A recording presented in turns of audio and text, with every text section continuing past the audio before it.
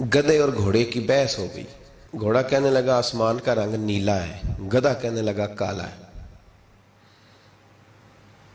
کون سا رنگ ہوتا ہے آسمان کا؟ نیلا. گھوڑا کہہ رہا تھا نیلا ہے، گدھا کہہ رہا تھا کالا. بحث ہو گئی. اب وہ جب دونوں اپنی بات پہ اڑ گئے تو مقدمہ شیر کے پاس چلا گیا. بادشاہ تھا جنگل کا، اس کے پاس مقدمہ لے گئے تو گھوڑا کہنے لگا بادشاہ ہمارا جھگڑا ہو گیا، فیصلہ کر دے.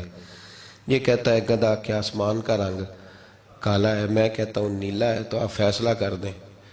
تو بادشاہ سلامت کہنے لگے کہ اس طرح کرو، گھوڑے کو عمر قید کی سزا دے دو.